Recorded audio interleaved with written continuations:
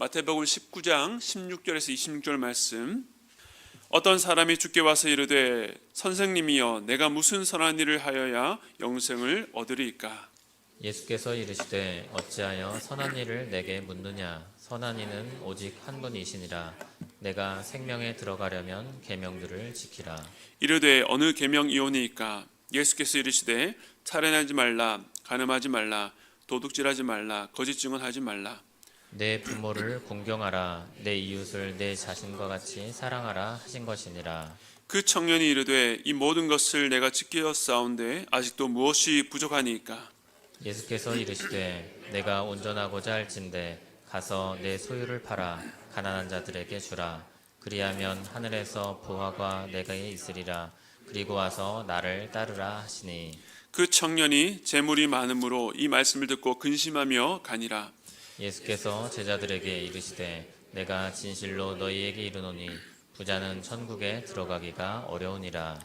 다시 너에게 말하노니 낙타가 바늘귀로 들어가는 것이 부자가 하나님의 나라에 들어가는 것보다 쉬우니라 하시니. 제자들이 듣고 몹시 놀라 이르되 그렇다면 누가 구원을 얻을 수 있으리이까? 함께 읽겠습니다. 예수께서 그들을 보시며 이르시되 사람으로는 할 수 없으나 하나님으로서는 다 하실 수 있느니라. 아멘.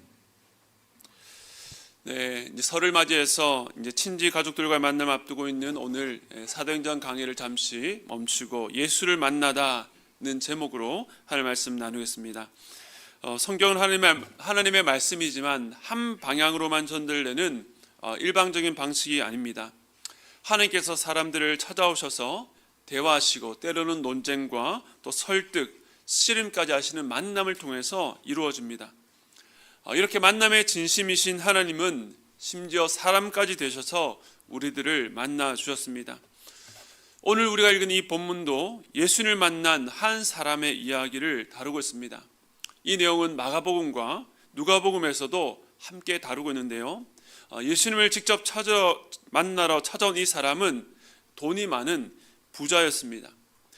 누가복음을 보면 이 사람을 관리라고 소개하는데 젊고 부자에다가 관리니까 아주 전도 유망한 지도층이었습니다. 그런데 자기가 가진 것으로 의시되거나 교만해 보이지는 않습니다. 마가복음을 보면 이 청년이 예수님을 찾아온 모습에 대해서 달려와서 꿇어앉아 묻자오되라고 말합니다. 사실 이 정도의 사회적 지위나 재산을 가졌다면 예수님을 자기 집으로 초대하든지 아니면 니고데모처럼 사람들 눈에 띄지 않게 따로 찾아가도 될 텐데 이 공개적 자리에서 많은 사람들이 지켜보는 가운데 무릎까지 꿇었으니 얼마나 간절하고 얼마나 진지했는지 알 수 있습니다. 복음서를 보면 이처럼 예수님을 찾아온 사람들은 대부분 자신이나 자신의 가족들 누군가가 질병이나 귀신 들려 고침받으려 하거나 바리새인이나 서기관처럼 예수님의 시험에 넘어뜨리려고 하는 그 악한 의도를 숨기고 왔습니다. 그런데 이 청년은 그렇게 절실한 문제도 또 악한 의도도 없어 보입니다. 부자의 좋은 직업에 경건하고 또 겸손하기까지 또 젊기까지 하니까 사실 그는 외적으로는 무엇 하나 부족한 것이 없어 보입니다. 당시 사람들이 부러워할 만한 모든 것을 갖춘 그야말로 엄친아였습니다. 그런데 그의 마음에 큰 갈증이 있었습니다. 우리 주변에도 세상의 기준으로 볼 때에 참 많은 것을 가진 사람들이 있을 수 있습니다. 저 사람은 걱정할 게 없겠다라고 부러워하지만 이 세상에 걱정 없이 사는 사람은 없습니다. 그리고 남들이 부러워할 만한 모든 것을 갖춘다 할지라도 결정적인 것 하나가 없다면 그의 삶은 불안할 수밖에 없는 것입니다. 그렇다면 이 청년이 과연 무엇 때문에 이렇게 주님 앞에 나와서 꿇어앉아 질문할 수밖에 없었는지, 그에게 부족한 그 한 가지 핵심이 무엇인지를 살펴보겠습니다. 오늘 말씀 첫 구절 마태복음 19장 16절 말씀 우리 함께 읽겠습니다. 시작. 어떤 사람이 주께 와서 이르되 선생님이여 내가 무슨 선한 일을 하여야 영생을 얻으리이까? 이 청년은 내적으로 채워지지 않는 결핍이 있었습니다. 그 고민의 핵심은 영생, 곧 영적인 문제였습니다. 내가 무슨 선한 일을 하여야 영생을 얻을 수 있습니까? 이 질문을 보면 그가 영생 얻는 길을 어떻게 이해하고 믿었는지를 알 수 있습니다. 그가 가진 영생의 길이란 선한 일을 해야 한다는 것입니다. 즉 영생의 자격을 얻기 위해서는 선한 일을 행해야 된다라고 생각한 것입니다. 그런데 이것이 전혀 엉뚱한 생각은 아니었습니다. 예수님께서 이 청년의 말을 들으시고 이렇게 대답하셨는데 마태복음 19장 17절 하반절에 이렇게 말씀하셨습니다. 내가 생명에 들어가려면 계명들을 지키라. 이처럼 주님도 생명에 들어가려면 즉 영생을 얻으려면 계명을 지켜야 된다라고 말씀하셨습니다. 하나님의 계명을 지키는 것은 지키면 좋고 안 지켜도 상관없는 것이 아니라 삶과 죽음의 직결에 있다는 것입니다. 성경의 가장 첫 번째 책인 창세기에서 하나님께서는 아담과 하와를 만드시고 동산에 있는 모든 실과를 따먹되 그 중앙에 두신 선악을 알게 하는 나무는 따먹지 말라라고 말씀하셨습니다. 이것을 따먹는 날에 정령 죽으리라. 즉 선악과를 두시고 그것을 먹지 말라는 명령을 지키는 것은 생명과 죽음의 문제였습니다. 하나님의 명령을 지키면 영원한 생명을 누리고 지키지 않으면 죽게 될 것입니다. 그런데 그들이 이 명령을 어겼을 때에 즉시로 그 죽음이 시행되지 않는 것처럼 보였습니다. 하지만 이 죄로 말미암아 모든 인간은 결국 죽음에 이르게 되었습니다. 아담과 하와는 하나님과 완전한 교제를 누렸던 그 에덴 동산에서 쫓겨나고 말았습니다. 즉 죽음의 본질이란 단순히 생명호흡이 끊어지는 것이 아니라 영원하신 하나님과의 교제가 끊어지는 것, 하나님에게서 단절되는 것입니다.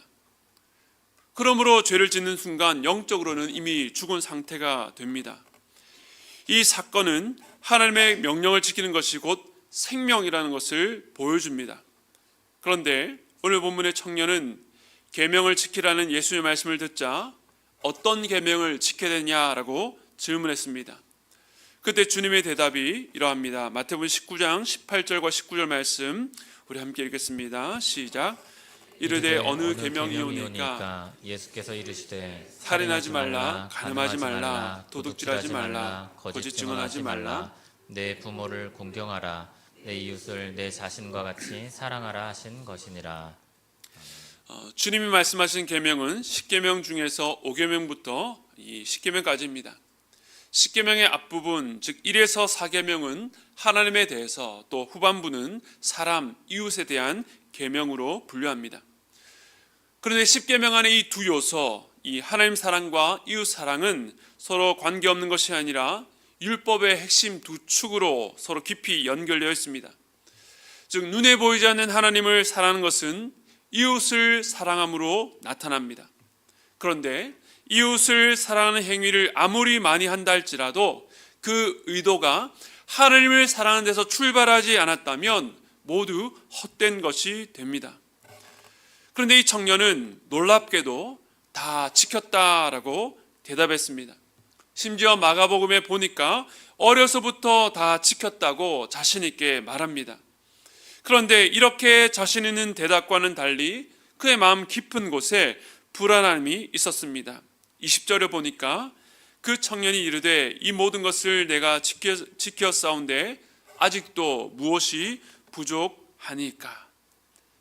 그러니까 자기가 다 지켰다라고 말하면서도 아직도 무엇이 부족합니까? 라고 물은 것을 보면 그의 마음속에 무엇이 부족하다라는 불안감이 작동했습니다.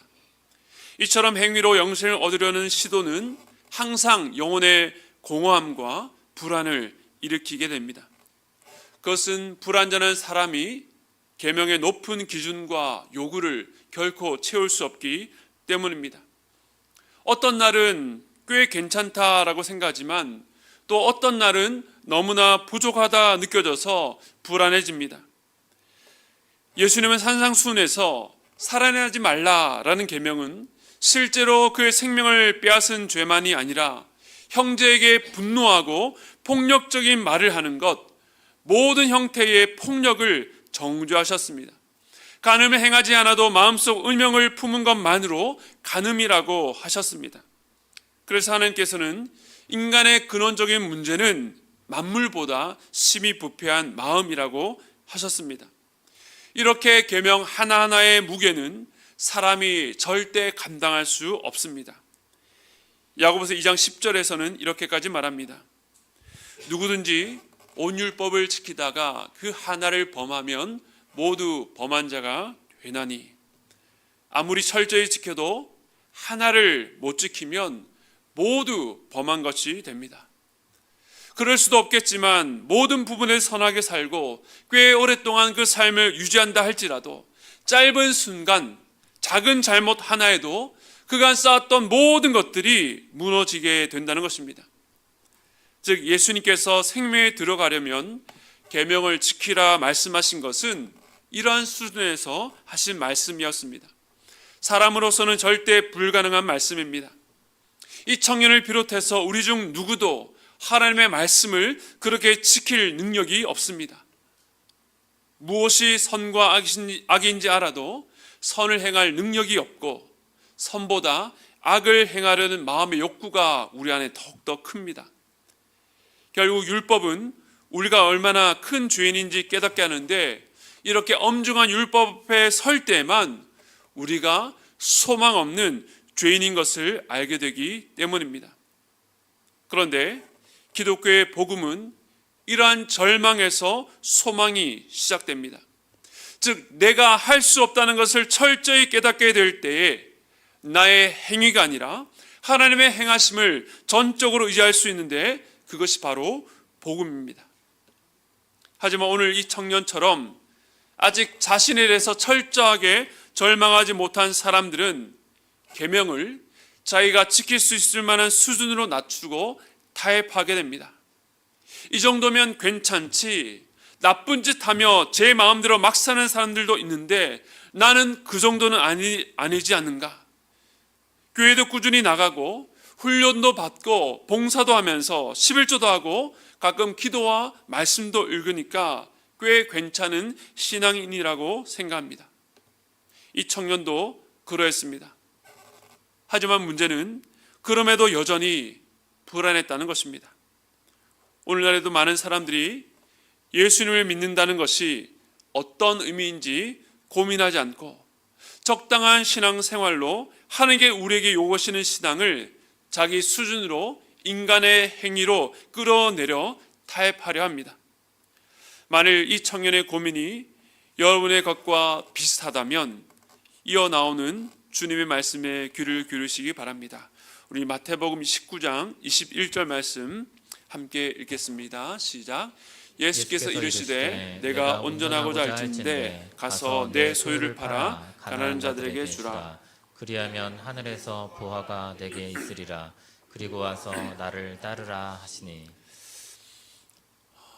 이 말씀은 그가 피상적으로 여겼던 율법들을 어려서부터 다 지켰다고 자신했던 그를 자기 의로 세워진 거짓과 위선을 무너뜨렸습니다. 때로 이 한마디 말이 우리를 무너뜨리는 경우가 있습니다. 저는 청소년 때부터 이 선교에 대한 비전을 갖고 기도해 왔습니다. 하지만 목회 현장에 있으면서 이 선교는 점점 멀어지는 것 같았습니다. 그러다 당시 제가 섬겼던 교회에서 외부 강사로 선교사님이 오셔서 말씀을 전하셨는데, 그 선교사님의 간증을 듣고 제 마음이 다시 뜨거워져서 기도하기 시작했습니다. 선교단체를 알아보고 인터뷰도 해봐야 되겠다라고 그렇게 계획을 세웠습니다.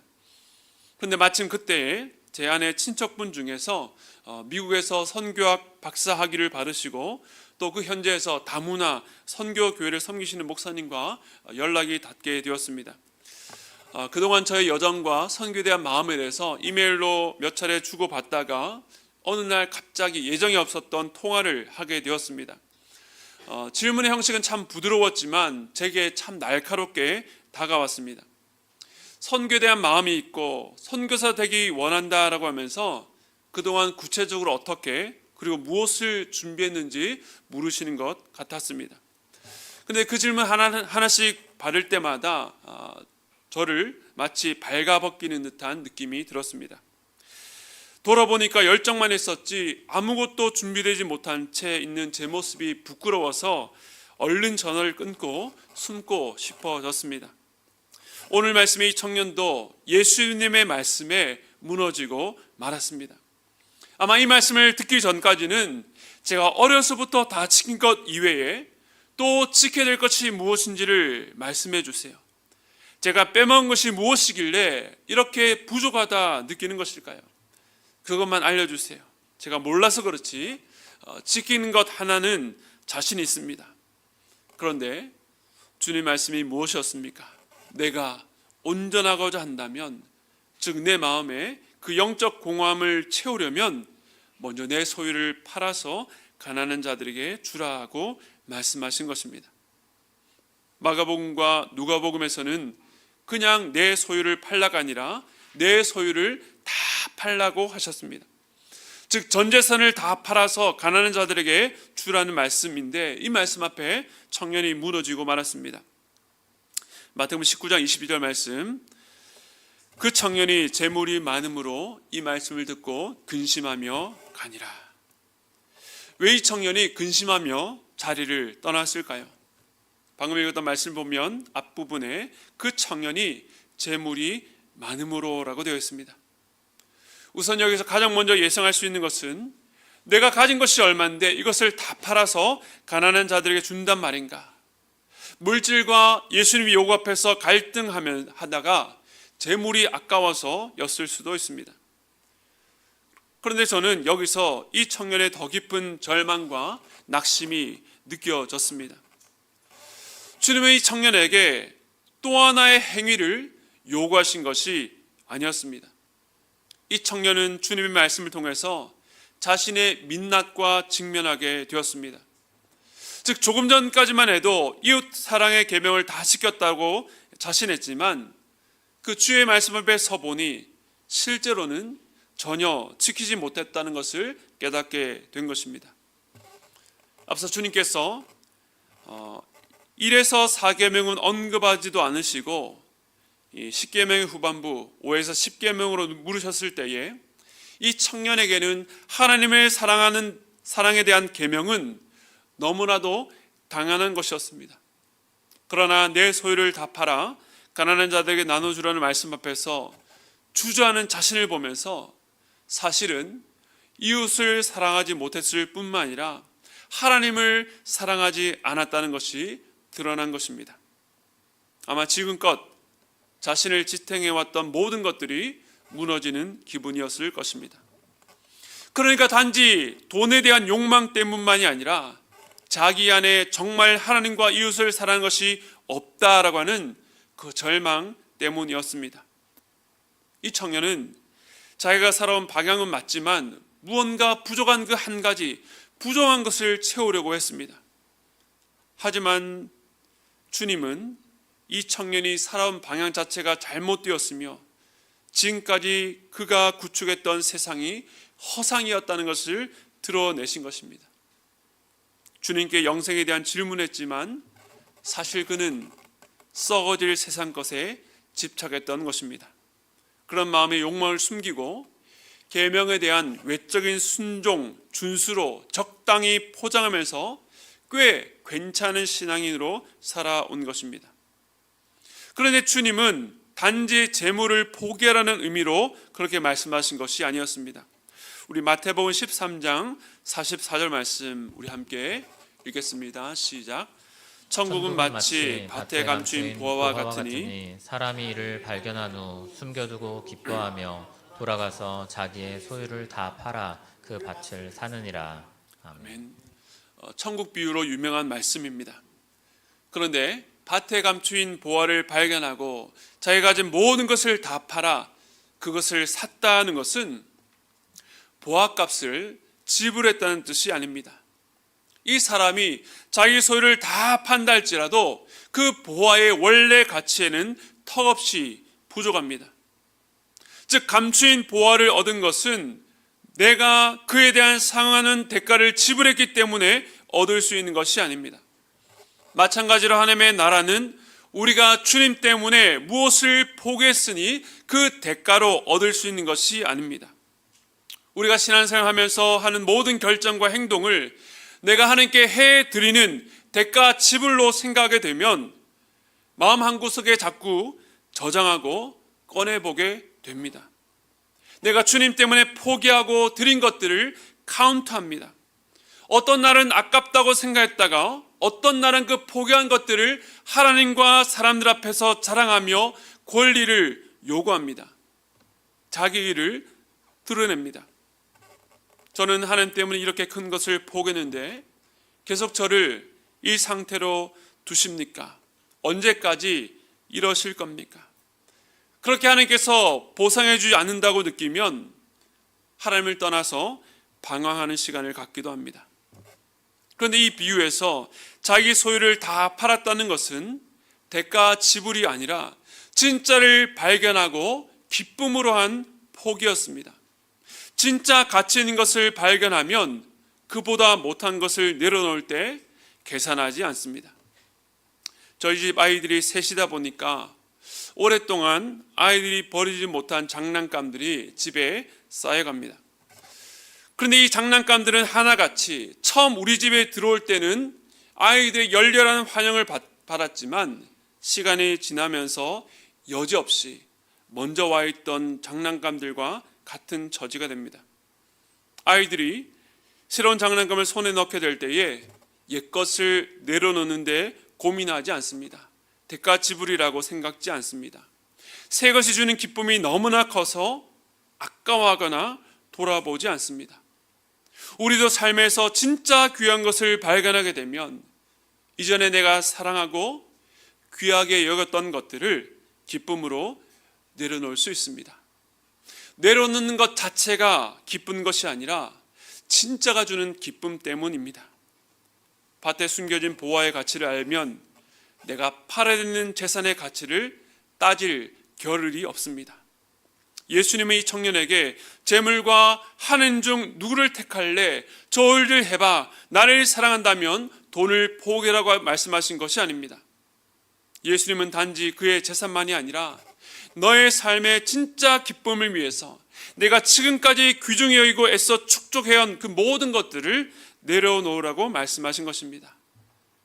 그것은 단지 물질만이 아니라 그의 선행과 경건에 대한 자랑, 스스로 세우려 했던 자기 위의 모든 것들이 포함되어 있습니다.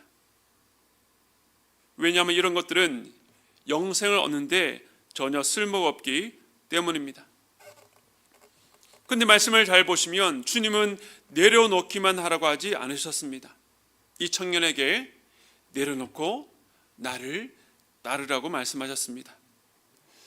주님은 행함으로 영생을 얻으려는 생활 자체를 버리고 너에게 영생을 줄 수 있는 나를 따르라고 하셨습니다. 행함으로는 결코 영생을 얻을 수 없으니 그 절망에서 돌이켜서 유일한 소망인 나, 예수를 따르라는 것입니다.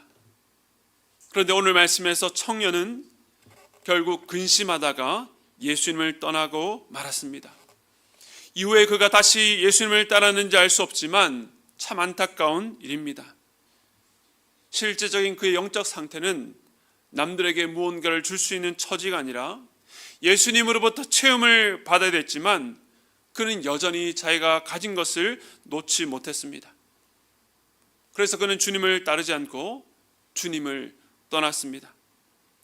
주님이 이렇게 당신을 떠나는 그 청년을 바라보시면서 말씀하셨습니다. 마태복음 19장 24절 말씀 우리 함께 읽겠습니다. 시작.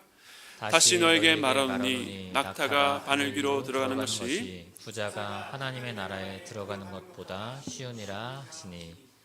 여기서 말하는 부자는 단지 돈 많은 사람만을 말하지 않습니다.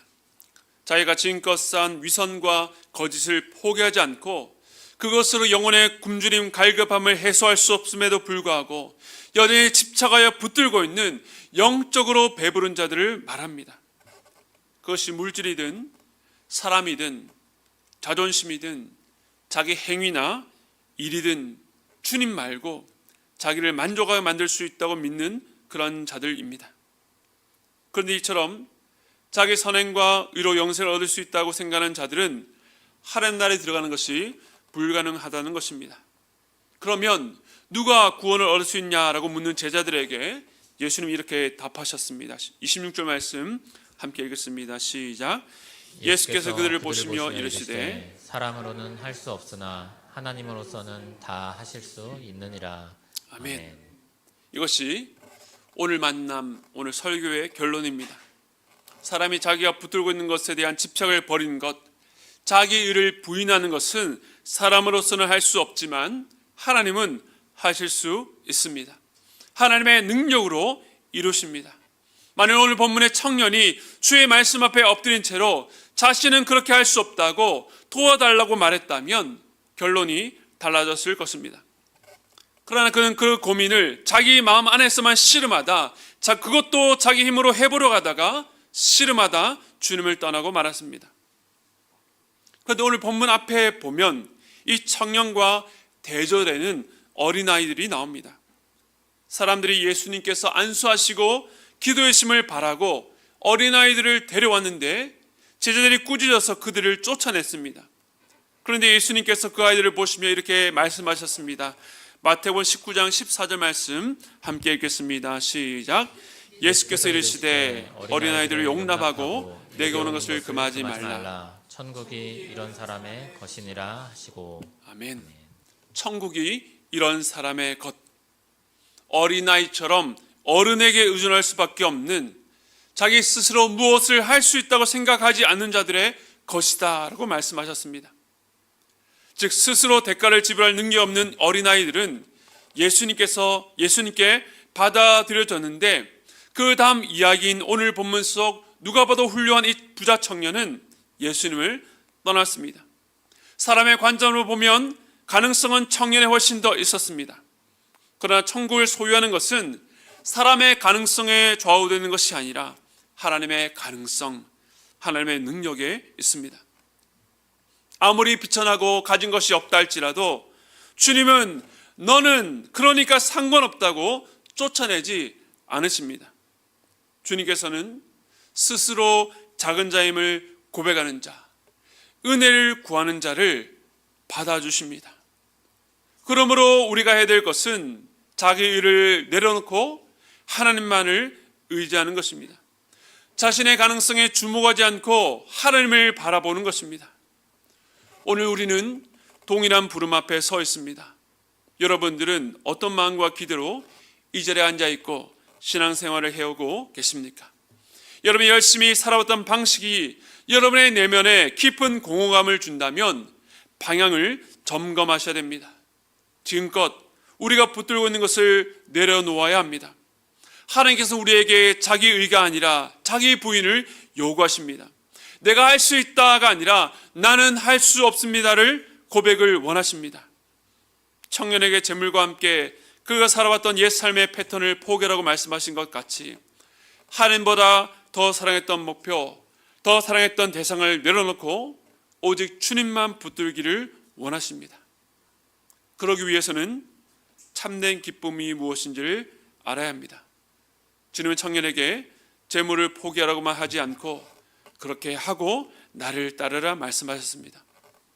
참된 기쁨은 예수님을 따라가는 삶, 주님 가신 길을 나도 가며 예수께서 살아가신 방식과 사명을 따라가는 것입니다.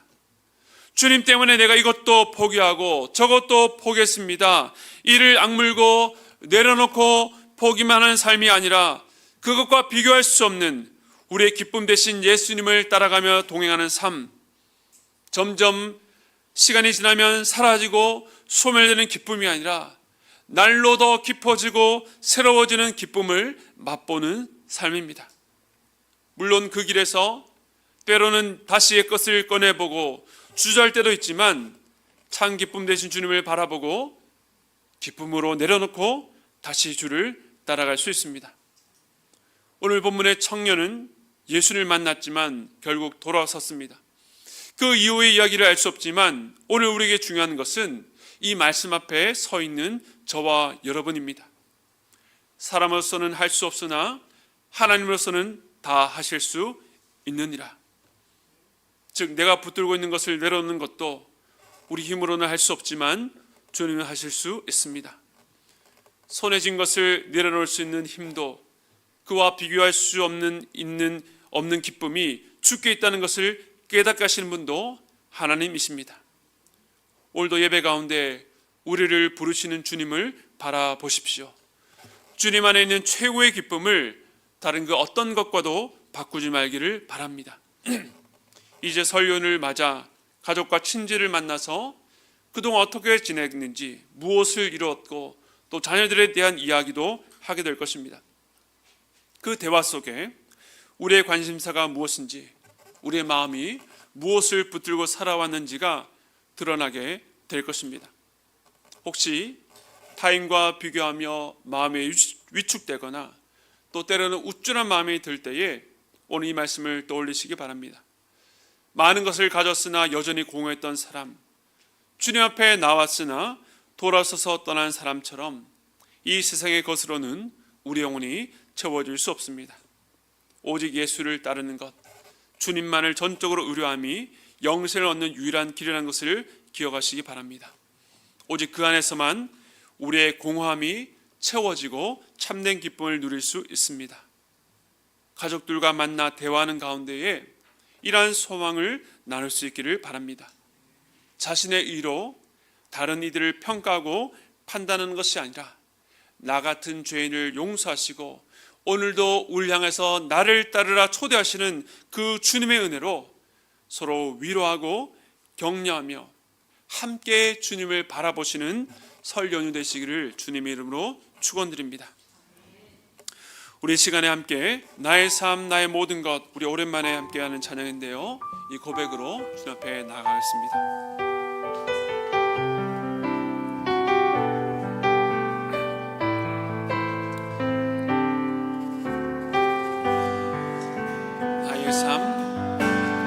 나의 삶 나의 모든 것 오직 주님께 나 드리오니 내게 생명 주신 예수님 따라 그 길만 따라갑니다. 주께서 다 주셨으니 주께서 다 주셨으니 나 주님 앞에 엎드리며 내 생명 다 바쳐서 경배합니다. 아낌없이 드리니 나의 삶 삶임에 겨워도 주께서 일으키시네. 나를 눈동자같이 지켜보아사 어느 때라도 날 인도하시네.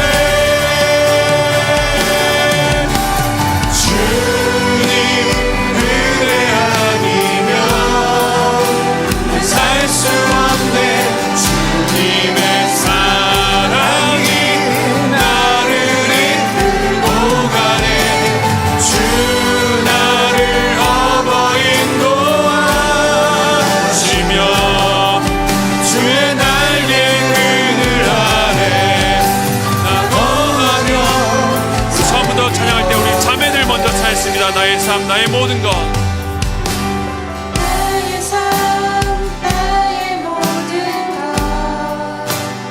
오직 주님께 다 드리오니 내게 생명 주신 예수님 내게 생명 주신 예수님 그 길만 따라갑니다. 그 길만 따라갑니다. 우리 형제를 함께 찬양했습니다. 주께서 다 주셨으니 주께서 다 주셨으니 나 주님 앞에 엎드리며 내 생명 다 바쳐서 내 생명 다 바쳐서 경배합니다.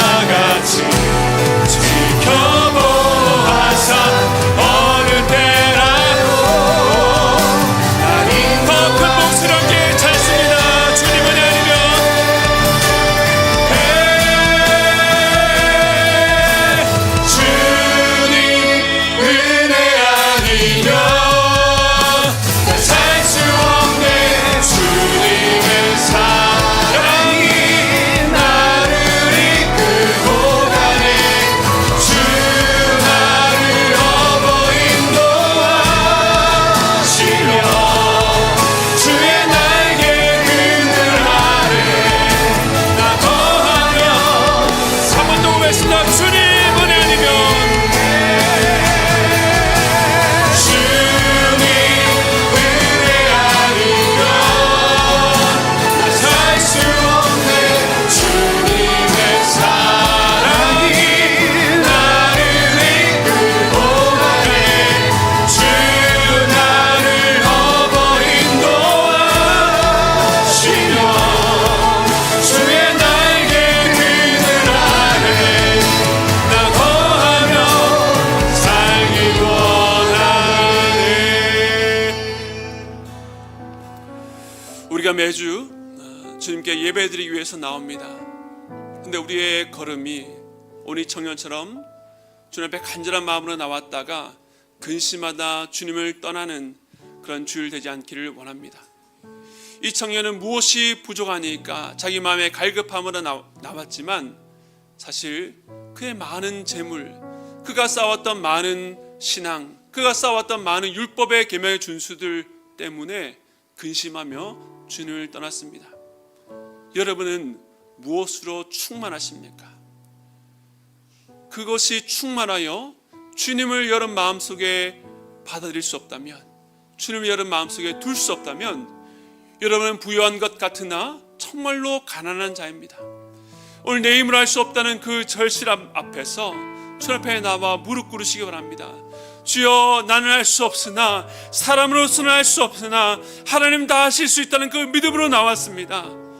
내가 늘어놓지 못하는 것, 나의 건강과 나의 자녀와 나의 물질과 내가 지금 그 모든 것들을 주의 발 앞에 늘어놓고 주께서 책임져 주실 것을 믿고 생명 되신 주님을 따라 나아가기를 원합니다. 나의 삶, 나의 모든 것들을 주님께 맡겨 드려오니 주여, 나의 삶을 책임져 주시옵소서. 나의 모든 걱정과 나의 모든 기도 대목도 주 앞에 올려드립니다.